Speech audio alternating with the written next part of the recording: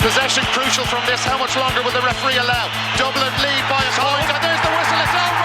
It's over. We earned it by winning the last 2 matches on the road, and that's not going to be taken away from us. But what I love in hurling, I love players that will never give in. He hits it. He hits it. It's over the bar. Oh, holy Moses. Hello everyone and welcome along to the RTÉ GAA Podcast. We have got a cracking weekend of hurling to look forward to with Brendan Cummins. Before we look forward, Brendan, let's look back, because myself and Rory were just saying to you off air, massive congratulations, under 20 All-Ireland champions again with a brilliant Tipperary team. Amazing week. What's it been like?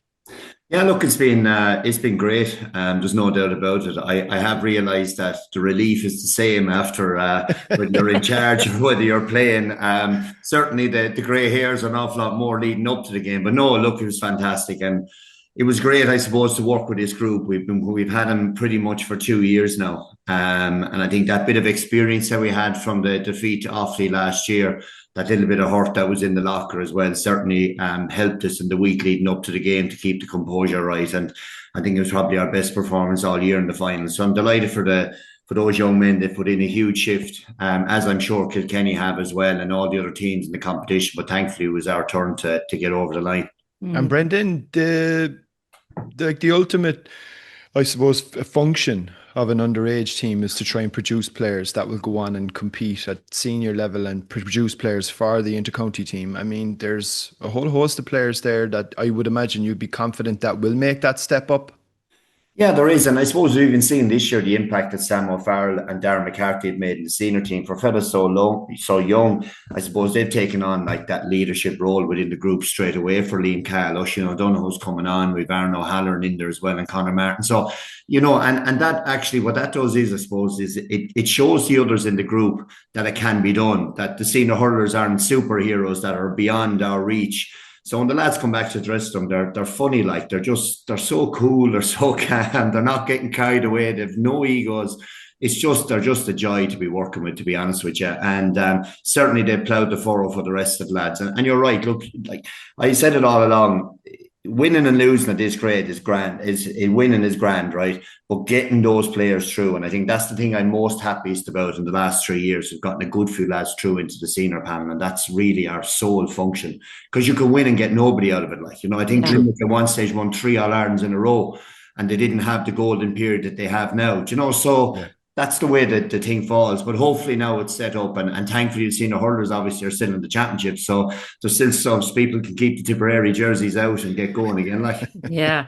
Can I ask you one last question on that? Because you're not the only county that has some of those under 20s already in the senior panel. And I would imagine those phone calls with Liam Cahill are sometimes hard and sometimes not so hard. I know they're not. Because I heard Sam O'Farrell actually referencing this, and he was saying, we were just glad that we were allowed to do both. But I would say in counties, that's not a straightforward decision as to when you release them and when you don't release them to play under 20s. Well, I think, in fairness, the way me and Liam kind of played it was that they were senior hurlers, and he kind of rented them back to us for all the world, right? So they stayed with the senior hurlers all the time. They were on our group. But they never really came in training or anything like that. And then the week before the match, I'd be talking with Liam every couple of weeks. And it's funny, actually, when you're very aligned with the senior hurling manager that the senior hurling team has to win, you'd be surprised that everything works out fine. What you're willing to do, yeah.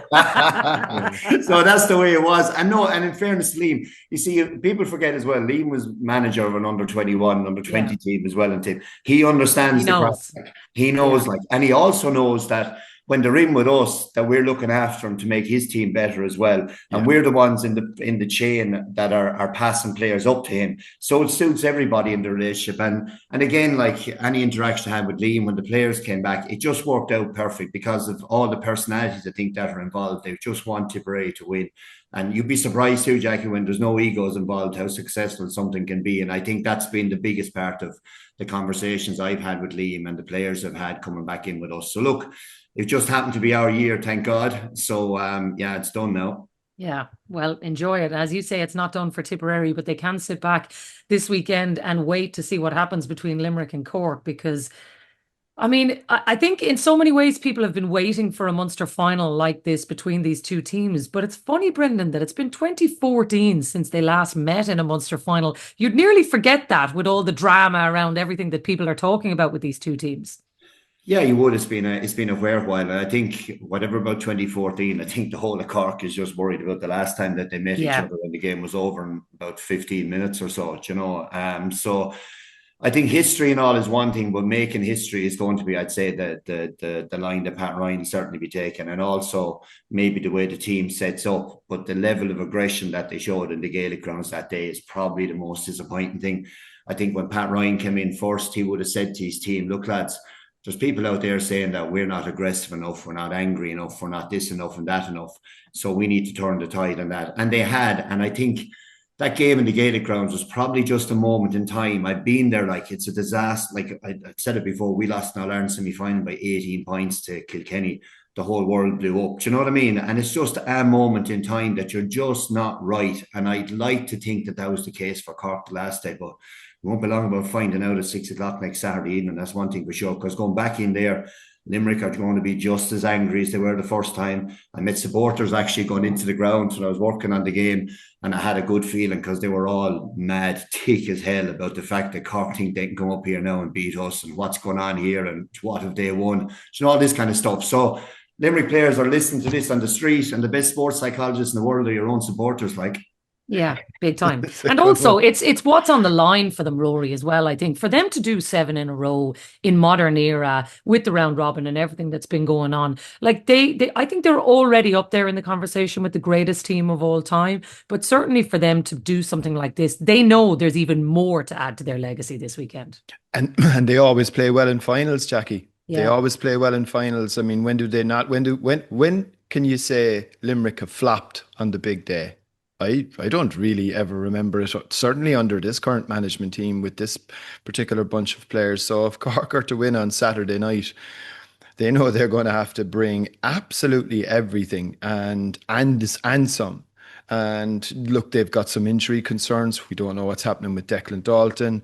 I think Joe McDonagh is more than likely out as well. And I think that's a big blow, to be perfectly honest. I think Joe had shown a lot of good form and had potentially maybe carved out one of those positions in the full back line for himself.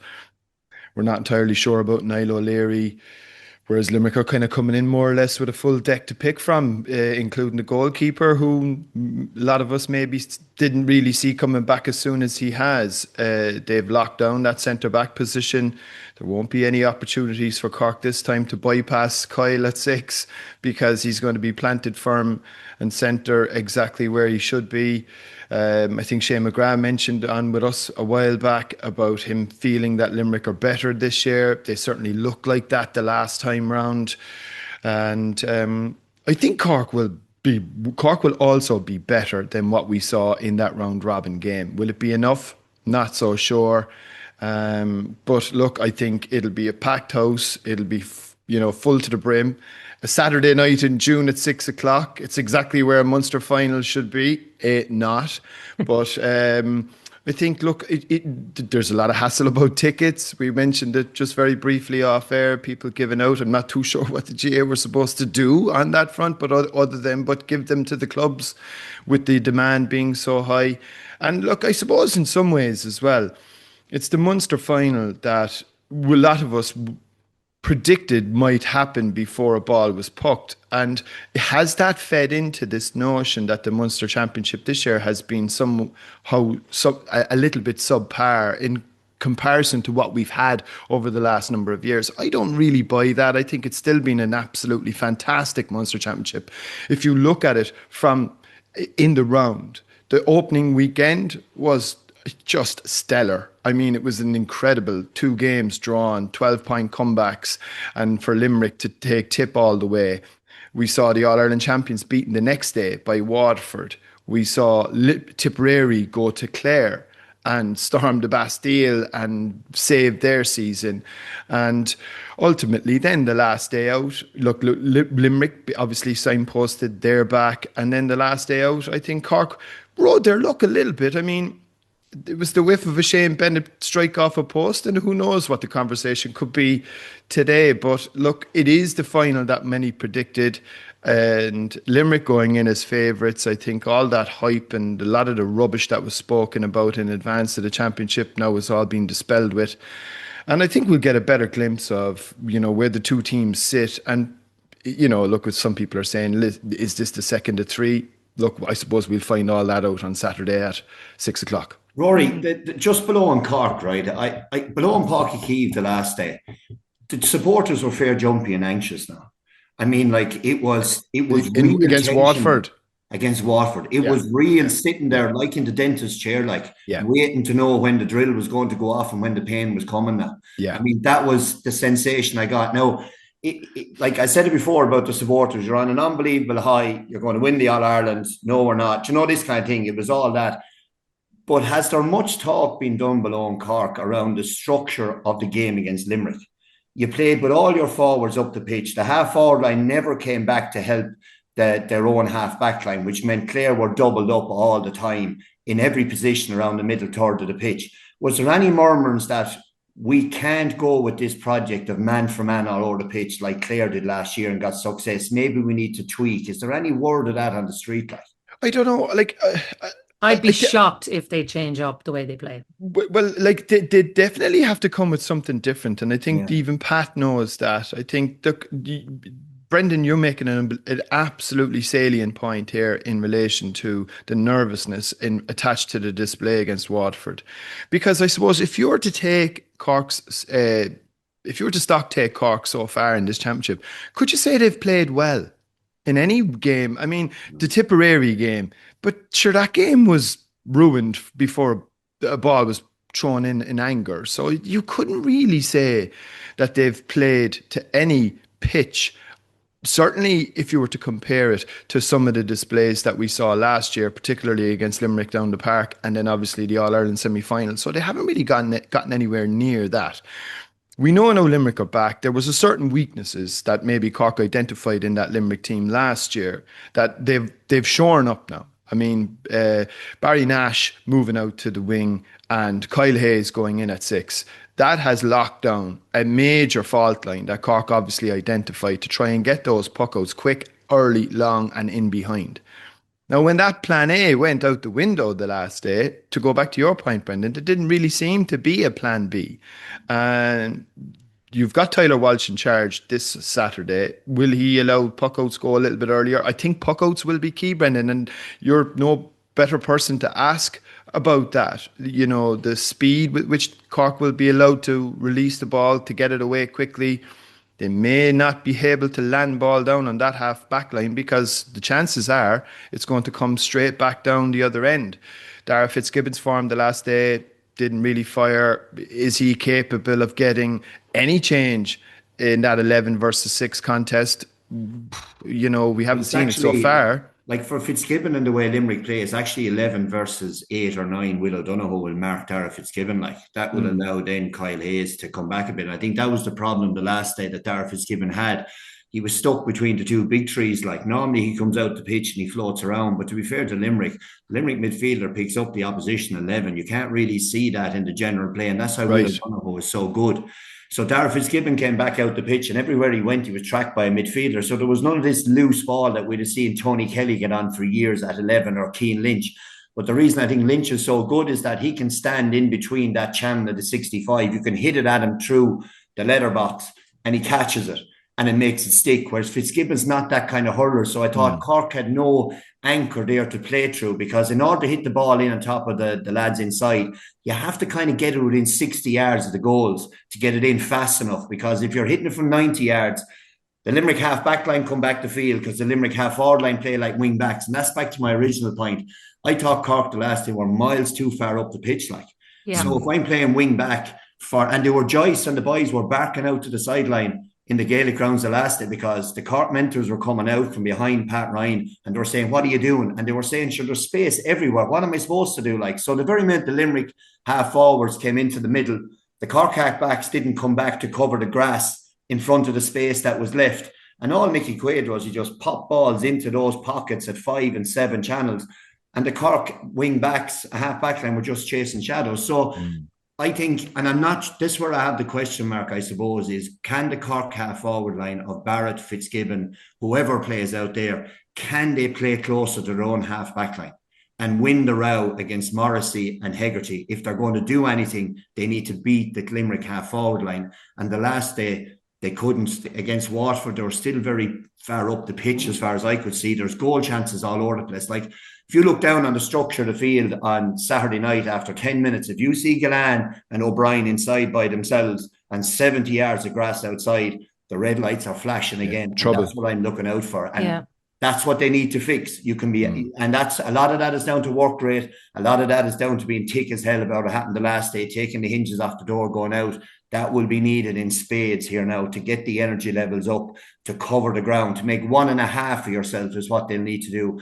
We'd always said, lads, make it look like there's 17 out there, not 15. And if they can do that, they're in with a shout, but they have to do it for 75 minutes. If they can't, Limerick will just do what they did the last day, swarm, cut the space down in the Cork forward line and run the ball up the pitch. And there's a lot of fires that they're going to have to put out, Jacqui. Like, you know what? Did they get a handle on Kane Lynch the last time? And if you don't get a handle on him, like, the bloke, he is a genius. He's a genius hurler. If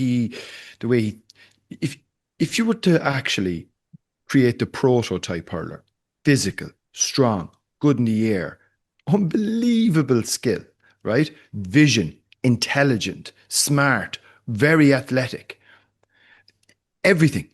There is nothing in Kane Lynch's game lacking, and you cannot give him any room. Because he will, not only will he cut you to ribbons in a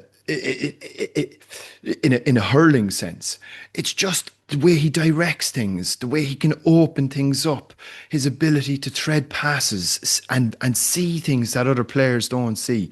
So I know it's probably almost completely against everything that Pat Ryan and Cork Hurling might stand for, but you do have to man mark him. You have to detail somebody. I know whether it's a handoff situation or whether it's somebody that just trails around after him for the 70 minutes.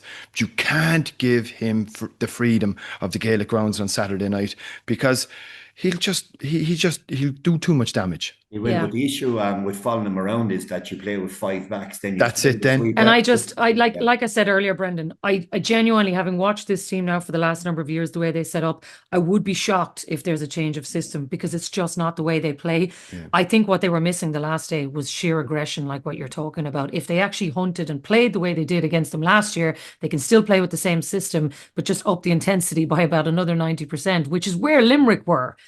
So I think Cork fans are still rightly nervous because of all the reasons that you've identified. That feeling of sitting in the dentist chair is actually a really good analogy, because they haven't played well and there's a nervousness there that people know, okay, all it takes is one performance, but they haven't seen it yet. There's no evidence of that. So I think that's probably where the fear comes from. And a first Munster final for so many of them as well. That'll bring nerves, And look, they've all played in All-Ireland finals and they've played in big games. But it's for so many of them, this is a little bit of a journey into the unknown. Yeah, there's no mystery with Limerick. Yeah, but we will get that performance, I think, from Cork, because if there's that in him, like, in fairness, Pat Ryan is an unbelievably good manager. Like, he is seriously good now. Like, wicked time for him. I've seen what he's done underage. He's got an aggression and an anger into the Cork teams that he's been involved in. So there is no way like that they're going to have the same lack of energy or aggression that they had the last day. They will be absolutely out of their minds. So it's going to be really, really good from that point of view as well. And in fairness to Cork, that, like I said before, that last game was, I think you're right, they hadn't been going really well into it. They probably needed a shock to the system, and they have it now. So let's see Saturday evening. Let's see how the dice rolls. Then to Sunday, Kilkenny Galway again. And no more than probably with Limerick, where there were question marks about what can they do. You look at Kilkenny going for 6 in a row, and it feels like almost, Brendan, theirs is more subtle and under the radar. Like, I think because Limerick have been getting so many plaudits over the last number of years and Kilkenny haven't won in All-Ireland, I'm not sure if they're getting the credit they deserve for what actually they've been doing in Leinster, which is destroying everybody in front of them. Yeah, it has. And I think that's been fueled in a lot of ways. Like, I know if I'm in Kilkenny, everyone's saying this Leinster Championship is only playing second fiddle to Munster and all this kind of thing. You look at the last 2 years with Kilkenny especially, I think they're in the top 3 teams in the country consistently, to be fair to them. Yeah. Last year, Clare had everything in the locker to get across the line. The previous year, They beat Clare, pulling up, you could say, right? And Clare were statistically speaking, based on the Munster Championship table, Clare were the best team in Munster over the round robin when they were coming into to play those games. So I think Kilkenny are really, really, really good. I saw them below in Nolan Park. It was only the first day out. I don't think Galway were really overly interested in the game in a lot of ways. And as they showed for the rest of the championship, I think that was just kind of to get the fixture out of the way, and then we might see them later on. But I think Kilkenny are seriously, seriously good. And they're used to playing in Croke Park as well. So if you think about a couple of steps down the line, if they win the weekend, which I'd expect they will, they'll go into an All-Ireland semi-final. Hey, lads, we're used to going playing All-Ireland semi-finals. This is what we do. And you know what? Then Munster lads are going to come up, whoever it is, and think they're going to beat the life out of us, and we're going to show them. So it actually suits everything into Kilkenny. And Derek Ling, again, has done a great job down there with them on the basis that no one really expects them to do anything. But for me, as a hurling person, I know what they have down there, and by God, they're really angry still, and they're really aggressive, and they're still very, very much in the hunt for an All-Ireland title. Like, what about Galway then, Brendan? Because are there more questions than answers about this team still, even though they have been getting better through the rounds?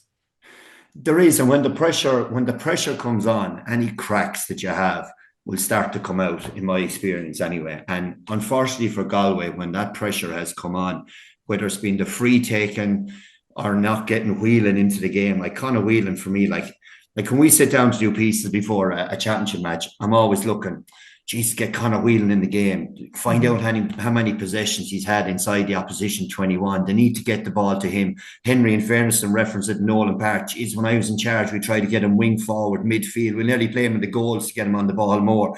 Do you know what I mean? So there's a responsibility on Conor himself to get on the ball more, because we don't say that about Aaron Gillan.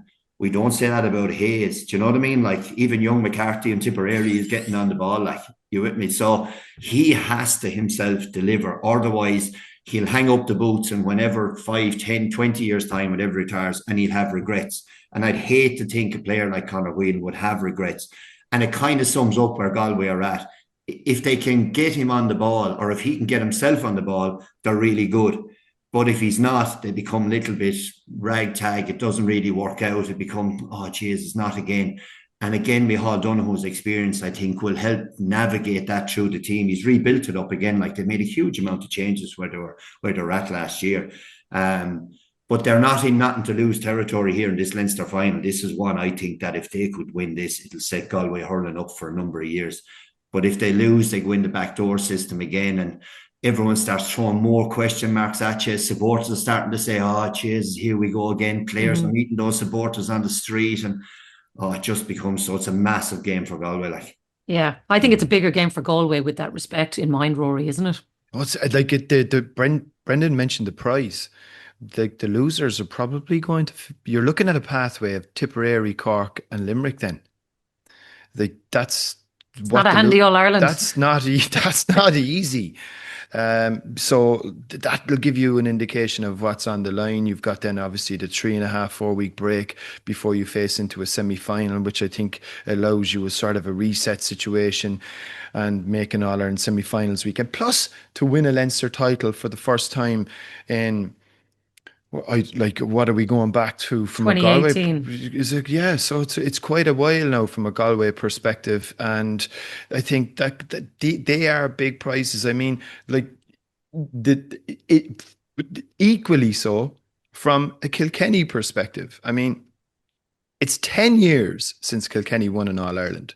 Now, some of us, and Brendan more acutely than anyone, lived through an era, and I'm sure, look, a lot of people probably, certainly some of our younger audiences, who, if there's any of them out there, wouldn't have remembered the sort of black and amber prism that we all lived through for the best part of 10 years. And we never really saw it coming to an end. It was just this relentless machine that just kept winning All-Ireland. I always remember, actually, Brendan, speaking of under-20, under-21 success, I think after the 2010 under-21 final that Tipperary won, I think, was it Ken Hogan was the manager?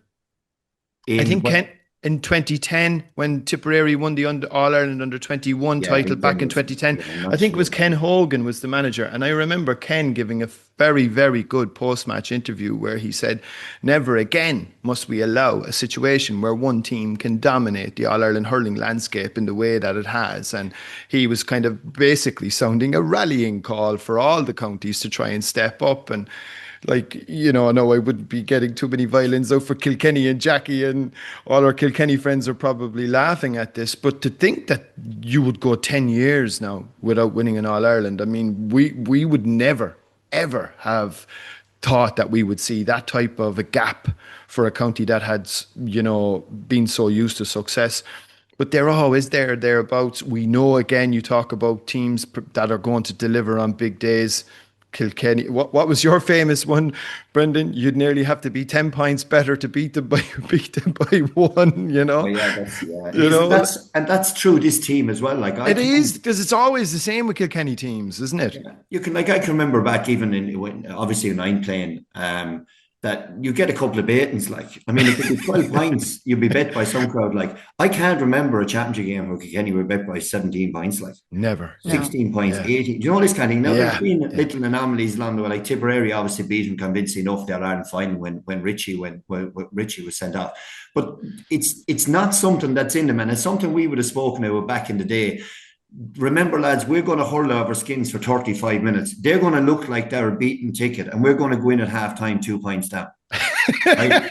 That's the way it is. 2 right? points So down, yeah. Get over that now. And even in the All-Ireland final in 10, I think we're a point up at half-time. And one of the lads said it. We told you we're going to be at our very best here, and they're going to be still in the hunt. And even that day, like when we were that bit better, like I think there was 7 or 8 and at the finish, like if that was any other team in the country, that would be 15, 16.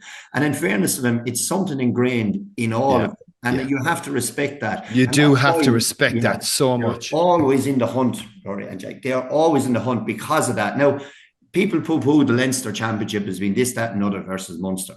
If Kilkenny were inside in the Munster Championship, like, they are qualifying in the top 3 more often than not now. Let's be honest about it. Like, in fairness to them now, because of that dog that's inside them, that never say die. We're not letting down the crest, all that. They live all the values the rest of us are striving for, but they do it consistently, and that's to their credit. But again, back to the weekend, like, they don't mind being overwhelmed in favours going into play Galway. Doesn't bother them. So hot, like, we'll go in and we'll hurl away, and sure, it's what we do. And that kind of attitude also feeds into the fact of their great resilience that they've shown over the years, like. And they have a very, very good defensive unit, Jacqui. I mean, if you like, defensively, they're as good as anyone, I think, in terms of Paddy Deegan, Hugh Lawler, Mikey Carey, Mikey Butler, Blanchfield. Not sure if Richie Reid is fit.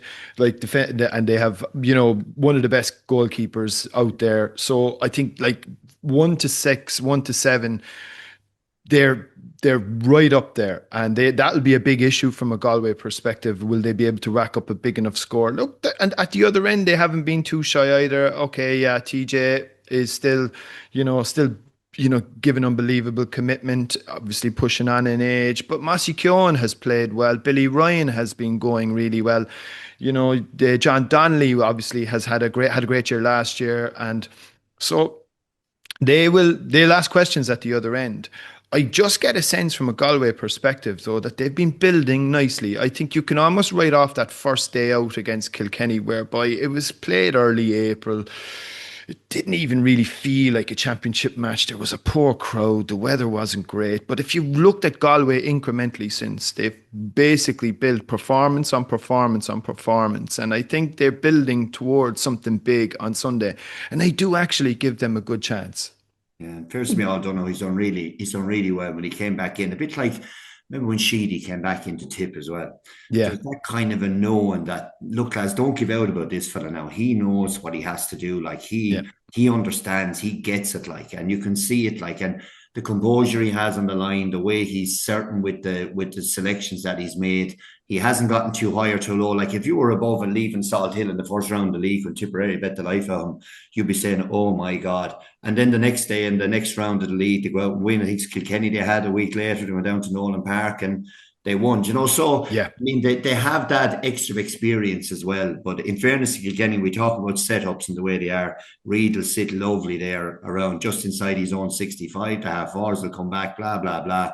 So Kilkenny, how to break that is going to be the big question for Galway, to try to get the ball inside to the killers, and hopefully then they can cannon the lads inside from their point of view, can make it stick.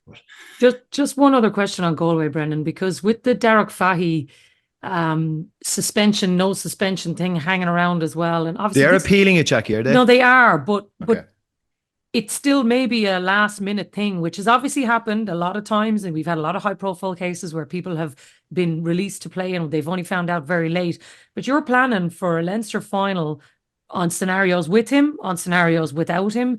And I'm sure that is a bit of a head scratcher for Micheál, because he doesn't actually know what's going to happen. It might be tonight, it might be tomorrow. They don't know when they're going to find out the deal either. And I'd say that is something that maybe he's got to wrap his head around in the next 24 hours. Yeah, it is, absolutely. It can be tricky. I suppose he plays, obviously a huge bonus. If he can play, it's full on. They won't let him play. It's a disgrace. What are you going to do about it out there? Because that man is sitting in the corner of the dressing room, he can't play, and you're all very, very lucky you're getting an opportunity. So it actually fills them up with an extra bit of spirit or fight in them to try to get to. Sometimes you see players, I suppose, before they go out for a game, in the week for a game, they're all nervous and all hyped up and all tense about what's going to happen to me. And a lot of the time it's to make sure that they don't think about themselves. So if he's in that dressing room and he can't play, it'll be a huge lift for Micheál Donoghue and the rest of the group from an incentive point of view, we'll call it, that the lads will get a better kick out of themselves, because they're saying, if he can't play, I'm fair lucky I can play. But ideally him playing, and I hope he does get off, because it'll be great for the game itself, even to have both teams at full whack. Yeah. One other last thing to touch on the Leinster final. I do think sometimes we give out, and Rory's right, you know, there was people cribbing about the Munster final saying they couldn't get their hands on tickets, but the GAA handed them over to clubs, which for as long as I can live has been a fairly fair system. Absolutely fair. And I don't think anybody can crib about that, because everybody who's involved in it is generally involved in a club anyway. So, and if you want the ticket, join a club. Exactly, exactly. But I do think for the Leinster Council, seeing them giving away 20,000 tickets to underage kids, I think actually, given the size of the stadium and their appetite to sell it out, I mean, I think they knew there's a very good chance. So it's a brilliant idea. And you do have to give massive credit on a weekend like this, where you're going to see full stadiums with hurling in it. And I think that's a really, really good thing that they should be applauded for, Brendan. Yeah, it is, absolutely. Anything that gets the next generation in to get them dreaming at night and all that kind of stuff. Like, I mean, that's what we want. And it is a super initiative, like especially the opportunity as well with the Joe McDonagh finals and all on the weekend as well, just to get as many in to Croke Park as we can to showcase what is the greatest game in the world in reality. Not that I'm a bit biased or anything like that, but it's brilliant and fair play. There's a lot of times that we'd be given out about the powers that be, but it's a great initiative now from the Leinster Council to do this. And a shout out to Derek Kent. Derek Kent, I think, has gone in as chair of the Leinster Council. Yeah. It's very often you don't, like, people in administrative roles don't necessarily get a lot of glory or a lot of credit, and rightly so. Look, they're meant to be in the background and beavering away. But look, he has shown, I think, since he's gone into that role, a lot of good ideas. He's very open, and I think there's a good vision there. And I think this was a fantastic initiative. I think driven largely by him, and fair play to him. Yeah, and I think it's also too with the marketing of the game. And I'd hate for us to be sitting down again on the highlight show after the All-Ireland final saying, we'd another All-Ireland final now and it wasn't promoted properly, and sure, we didn't know what the day before that the game was on. You'd never think on the newspapers that was happening. It was some soccer match, or Don Logue will mention a rugby match. So I just hope to God this time round that inside in HQ and all around nationally that the lead up to the All-Ireland final, all semi-finals, will be like a World Cup final in soccer, where it should be at, that it becomes everything in everybody's household and it's promoted properly around, because there's a lot of noise. Football, in fairness to football, the new rules I think have been fantastic. Sitting down, I'm really looking forward to watching football games now. They're really exciting. So you have a product there now that's going to be on a real high when they get down to quarter-final stage in the middle of our semi-finals. So it is an important piece as well now. Actually, Brendan, sorry, before we get out, because you played inter-county football as well, and you were a forward, weren't you? Yeah. You played in the forwards. Like, as a forward, I'd say you probably might think, Jenny, I would love to be playing under these rules now. Yeah, next week there's no match now. I'm going to play, hopefully, my first game under the new rules, the old junior football, Rory, but... Just a shout out to all the lads that are Finland coming over next Wednesday night. I'll expect to start like the edge of the square, I'd say, Brendan. Middle of the field, centre forward. Go away to the edge of the square. I want to be outside the D. I want to hit 2 pointers. Go away, will you? Outside the right. But it's freaking, it's brilliant. Hey, them new rules now are really, and I know, look, hand the ball back and all this kind of stuff. I think that's no harm either, if I'm to be honest. I know everybody's going mad about hand it back, but sportsmanlike in a combative sport, there's no harm either that we try to put a bit of discipline into the game. And people will rebel against discipline. Like, I mean, heaven forbid they ever bring rules into hurling. I'll have a different thing to say. What you call it? It is, it is just, I think football now at the moment, absolute joy. I love watching it. The players are expressing themselves. It's a game of tactics. They kick it long outside the big D. It is just brilliant now. I love it. But that's why when I come back to what I said there, we do need from a hurling side to really hammer home now, because I think when we get down to the last 8 in football, the last 4, them matches are going to be absolutely electric. They're going to, oh my God, it's going to be unbelievable now. Yeah. Big time. Before we finish up, let's have a quick word on the Joe Mac final, because as you said, that is part of the doubleheader on Sunday, which is brilliant for that to get its own showpiece piece around it as well. And I think the novel pairing around Kildare and Laois is probably maybe not the one that people predicted, Brendan, but there is a fairy tale story in there for either team, actually, given that Laois lost last year's final. Kildare, given where they've come from, Christy Ring Hurling, to be fighting for a place to be in the Liam McCarthy is really quite incredible. So I think whatever happens in this game on Sunday afternoon is going to be really special. Yeah, and like what a story. Like if you're reading down to the results of the first round of Joe McDonagh, Kerry beat Kildare, you'd say, look at them poor old creators down there, so what about it? You know what I mean? And after that then though, Kildare decided, right lads, we are better than this. We have standards and values. And if you watch their progress through the championship, it's been absolutely amazing. Yeah. Like Laois are coming in here trying to get one back. Like Kildare beat them the last time out. So it's been really, really good. And there is a real solid hurling and character within that Kildare group. They've come on a long, long ways. And from a Laois point of view, they'll see themselves up the next level. Like they'll see this is where we should be playing. And what an opportunity for them now to try to make that step on. Because traditionally, and this whole traditional world, which will be driving all the Kildare people bonkers, is that Laois would be in a position that they should be further up the food chain. You look at where Offaly have come from. Antrim have been up and down a bit. Carlow and Westmeath have had their go. Laois should be saying, do you know what, like under Eddie Brennan, how many years ago now, like they were beating Dublin above in Port Laois, like, so there's a good tradition in the background there. So it's all on the line. I think they talk a lot about, the championship playoff in the soccer. Yeah. This is one of those, like, if you can get up the profile that this will bring to both counties is massive. Like it just, all the schools are playing hurling. This is where, like, this is what's on the line for those teams now. And it's going to be a great game. In a hurling world sense, Jacqui, it's nearly the biggest game of the weekend in many ways, because the long-term impact that it could have. I mean, you have to put things into context. Kildare had never even won a match at Joe McDonagh level. They'd only been into competition twice before, lost all their games. They're coming back into this competition this year as Christy Ring champions. So like they're going for back-to-back. Like this is an incredible success story. And could you imagine next year Dublin against Kildare in the Leinster Hurling Championship? I mean, like you look for success stories and you look for little narratives and you look for little things that Willie Maher and all those good people know that they're looking to hang their hat on to sort of drive the message that hurling can be, like you can establish hurling in non-traditional areas. This has been an absolute runaway success. Now, like that will obviously mean a lot of the neutrals will be rooting for them on Sunday. It's a big opportunity, but it'll be a big task, because Brendan mentioned that word tradition, and that's what Laois will feel they have going in there. But I think this is 50-50, and I'm really looking forward to it. And you hope both teams acquit themselves really well. But I kind of hope Kildare win. Oh, yeah, I totally get that. But listen, the Joe Mac final last year and the previous year were absolute box office. Yeah. So not only is it the one that has the biggest prize, it's generally the one that tends to give us the biggest drama as well. So hopefully we get 3 of them this weekend though, lads, because it is going to be magic. And I think, Brendan, you're absolutely right. If we can put it in the shop window and people can see what hurling is all about, this is probably the weekend to do it. So look, lads, we'll leave it there. Enjoy the weekend. Brendan, which game are you on the weekend? Went on Cork on below Saturday. Cork and Limerick on Saturday night. Myself and Marty are talking out. He was in our dressing room the other day. Geez, took him ages to get out. He was mad trying on jerseys and togs and all that. Oh my God. But anyways. You'll need to get down nice and early on Saturday, Brendan. The traffic will be tricky enough, I'd imagine, getting in and around the Gaelic grounds. I know it'll be fantastic. The colour down there with the red and all green is going to be just amazing down there, and it's going to be electric. So I can't wait for Saturday night. Absolutely magic. Well, enjoy it all, lads, and we'll be back after the weekend to review it. So don't forget to like and follow wherever you get your podcasts, and we'll talk to you after the weekend.